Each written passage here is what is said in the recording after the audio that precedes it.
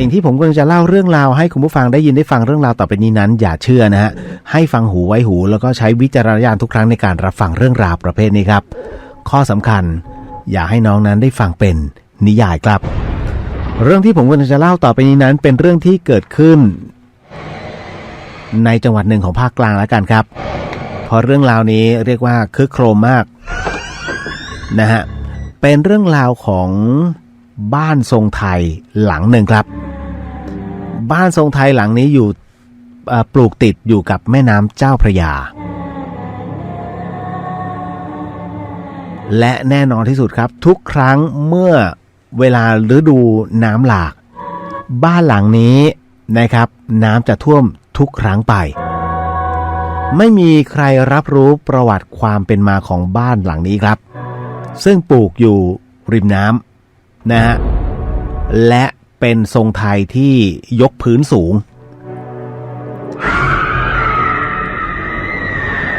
แน่นอนที่สุดครับบ้านหลังนี้ไม่มีใครอาศัยอยู่มาเป็นเวลาช้านานแล้วแม้กระทั่งคนที่อยู่บริเวณรอบๆข้างก็ตามรวมถึงกำนันด้วยฮะกำนันบอกว่าครั้งล่าสุดนั้นบ้านหลังนี้นะครับมีคนในทะเบียนเนี่ยที่เข้ามาอาศัยนะฮะปี 2506 ครับและหลังจากนั้นบ้านหลังนี้ล้างไปเลยฮะไม่มีใครทราบสาเหตุและไม่มีการขายเกิดขึ้นแต่ไม่มีการสืบค้นว่าบ้านหลังนี้เป็นของใครเพราะข้อมูลนั้นถูกปิดเป็นความลับในขณะที่ต้องบอกครับว่าบ้านหลังนี้นั้นแม้จะยกสูงก็ตามแต่เมื่อวันเวลาผ่านไปนั้นไอ้ตลิ่งที่มันอยู่ด้านข้างเนี่ยมันค่อยๆซุดลงบ้านหลังนี้จึงมีบางส่วนที่เอนลงเข้าหาพื้นที่ของแม่น้ำเจ้าพระยาในขณะเดียวกันครับว่ากันว่าช่วงที่ฤดูน้ำหลากนั้นน้ำจะท่วมบริเวณพื้นที่ตรงนั้นและท่วมไม่ใช่ท่วมด้านบนของ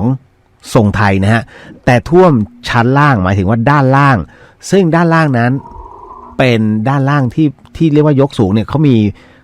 เหมือนกับเป็นพื้นโปร่งสำหรับให้บุคคลต่างๆเนี่ยมาแล้วก็นั่งแล้วก็พักตรงนั้นดังนั้นฮะว่ากันว่าในคืนหนึ่งมันมีมิจฉาชีพฮะ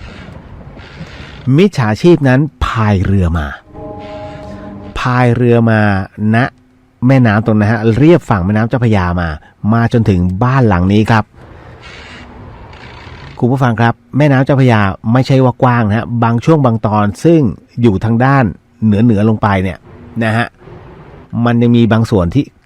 มันก็ไม่ได้กว้างจนเกินไปเอาว่าเรียกได้ว่าเรือนั้นสามารถพายเลาะเลียบฝั่งได้แต่ไม่ใช่ตรงกลางนะถ้าตรงกลางไม่ได้นะฮะพอพายเลาะเลียบฝั่งมาเนี่ยมันก็จะมีคลองเล็กคลองน้อยอยู่นี่แหละฮะไอ้ตรงนี้เนี่ยที่ทำให้เขาสามารถสัญจรไปมาได้เสมอนะฮะเพราะว่ามันต้องเลี้ยวลัดเข้าคลองต่างๆว่ากันว่าในช่วงของคืนหนึ่งครับมีมิจฉาชีพเนี่ยว่าคนร้ายเนี่ยพายเรือเข้าไปที่บ้านหลังนี้เพื่อที่อยากจะเอาไม้ฮะอยากเอาไม้นั้นเรียกว่าเอาไปขายนั่นแหละเขาก็บอกว่าขึ้นไปฮะคนร้ายมากัน2 คนมาด้วยเรือลำเล็กๆเพราะฉะนั้นแน่นอนที่สุดการขนไม้ถ้าเอาไปเนี่ยมันคงไม่ได้เยอะแน่ๆเขาก็บอกว่ามีคนเนี่ย2 คนเนี่ยขึ้นไปพอขึ้นไปเสร็จปุ๊บก็ทำการงัดประตูฮะพองัดประตูเข้าไปเนี่ยคุณมันไม่มีไฟไงสิ่งที่เขาพกติดตัวมา2 คนนั้นคือไฟฉายฮะคงไม่ใช่ตะเกียงแบบในหนังฮะไม่ใช่ฮะเป็นไฟฉายฮะและฝั่งตรงข้ามนั้นเป็นกระชังปลากระชังหนึ่งนะของคุณลุงท่านหนึ่งคุณลุงท่านนั้นบอกว่าไม่รู้หรอกว่าเกิดอะไรขึ้นแต่รู้อย่างหนึ่งว่าเสียงที่ได้ยินคือช่วยด้วยดังข้ามฝั่งมาฮะพอบอกช่วยด้วยเนี่ยแกก็เหมือนกับตอนนั้นแกคือคนสมัยก่อนเนี่ยเขานอนเร็วนะฮะคือ20:00 นเนี่ยนอนแล้วแต่ช่วงนั้นแกบอกไม่ได้รู้หรอกเวลาเท่าไหร่แต่ก็มายืนอยู่ นะฮะหน้าตรงหน้าต่างแล้วก็มองออกไปปรากฏว่าเห็นเหมือนกับแสงไฟฉายเนี่ยมันกุกเหมือนกับตกบันไดลงมาฮะแล้วก็สองคนเนี้ยก็จ้ำหนีไปไม่รู้ว่าเกิดอะไรขึ้นจนกระทั่งหลังจากนั้น1 อาทิตย์ผ่านไปฮะ1 อาทิตย์ผ่านไปที่วงเล่าในงานศพแห่งหนึ่งครับก็ปรากฏว่าคุณลุงที่เป็นเจ้าของกระชังปลาเนี่ยไปร่วมงานศพด้วยในขณะนั้นเองอ่ะหลังจากที่พระท่านสวดศพแล้วแน่นอนที่สุดเขาก็ต้องมีวงเล่ากับวงเขาเรียกว่าวงวัดใจปรากฏว่าคุณลุงไปอยู่ในวงที่ไอ้2 คนเนี้ยเขาไปอยู่ด้วยที่รู้ว่า2 คนนี้อยู่ด้วยเพราะว่ามีคนพูดถึงบ้านทรงไทยหลังนี้ว่าเฮ้ยใครรู้บ้างว่าบ้านทรงไทยหลังเนี้ยมีใครอยู่และในวงเล่าเนี่ยมันเพื่อนๆกันหมดไง2 คนนี้ก็เลยหลุดปากออกมาฮะบอกว่าเฮ้ยขึ้นไปแล้วเมื่ออาทิตย์ก่อนเคยขึ้นไปโอ้ก็กะว่าจะไปเอานี่แหละไปเอาหน้าต่างฮะจะไปเอาหน้าต่างเอามาติดที่บ้านก็ปรากฏว่าเขาก็ชี้ไปนี่ไอ้นี่เขางัด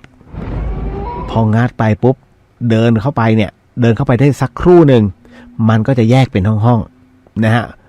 เขาบอกเดินเข้าห้องไปด้านเหนือเขาใช้คำนี้ฮะด้านเหนือด้านใต้ด้านตะวันออกตะวันตกก็ว่าไปอันนี้เดินเข้าไปห้องด้านเหนือยังไม่ทันถึงประตูฮะก็บอกว่ามีคุณยายคนหนึ่งไม่รู้ขนลุกไม่รู้มาจากไหนฮะอยู่ๆโผล่มาฮะโผล่มาให้เห็นเลยระยะเนี่ยประมาณสัก19แกก็ยืนนิ่งๆตอนแรกไม่รู้ว่าเป็นใครยังไงพอฉายไปปุ๊บเป็นคุณยายถึงกับผงะตกใจและที่ทำให้วิ่งกันฮะเพราะว่าคุณยายท่านนี้ยืนไม่ถึงพื้นฮะไม่ต้องพูดพร่ำทำเพลงวิ่งอย่างเดียวฮะเพราะรับรู้แล้วฮะว่าไม่ใช่แล้วการแต่งตัวของคุณยายก็ไม่ใช่แล้วฮะใส่เสื้อคอกระเช้าใส่เสื้อสายเดี่ยวไงคนแก่ใส่เสื้อสายเดี่ยวเสร็จปุ๊บนุ่งจุงกระเบนผ้านั้นออกสีน้ำตาลเหมือนกับน้ำตาลออกสีเสียดฮะนะฮะออกกึ่งส้มน้ำตาลแก่ๆฮะแล้วยืนนิ่งๆผมขาวๆตาดุดำๆฮะเท่านั้นแหละวิ่งทั้งคู่ไม่คิดชีวิตเลยแล้วพอถึงเรือเสร็จปุ๊บมองขึ้นไปนะฮะตรงเขาเรียกว่าตรงราวบันไดคุณยายก้มลงมาดูฮะขนลุกถึงกับจ้ำอ้าวคุณลุงที่เป็นเจ้าของกระชังปลาไอ้2 คนนี้นี่เองเห็นแล้ววันนั้นที่วิ่งกันหางจุกตูดไอ้2 คนนี้ก็เลยถามอ้าวลุงอยู่ตรงนั้นด้วยเหรอบอกกูอยู่ฝั่งตรงข้ามได้ยินเสียงร้องช่วยด้วยโดนใช่ไหมโดนลุงก็เลยบอกว่าทุกวันพระฮะ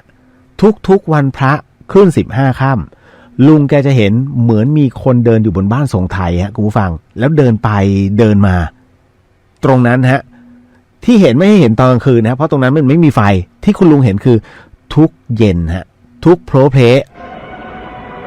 เมื่อไรก็ตามอย่างเช่นกรณีถ้าฝนตกเนี่ยกรณีใดก็ตามที่มีผีตากผ้าอ้อมคือแสงผีตากผ้าอ้อมขึ้นมาแสงเรืองรองฮะหลังที่สายฝน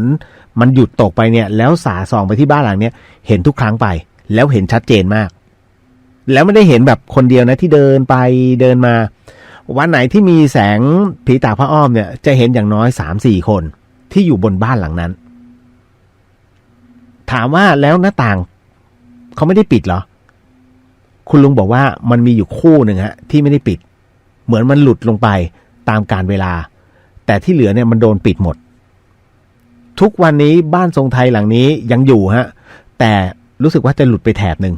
นะเหมือนกับว่าเสานั้นมันหลุดลงไปตรงตลิ่งนะเพราะว่าแม่น้ำเจ้าพระยามันกัดเซาะตลอดนะมันหลุดไปแถบหนึ่งนะฮะก็เป็นอีกหนึ่งเรื่องราวที่เป็นเรื่องเล่า กันต่อมาของจังหวัดหนึ่งแล้วกันเกือบหลุดอีกแล้ว เขาอุตส่าห์บอกห้ามบอกจังหวัดไหนนะฮะก็เลยเอามาเล่าให้ฟัง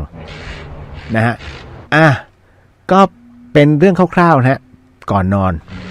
สิ่งหนึ่งสิ่งใดที่พี่เดียผิดพลาดพลั้งไปต้องขออโหสิกรรมมาณที่นี้นะครับไม่ได้ตั้งใจหรือมีเจตนานะครับ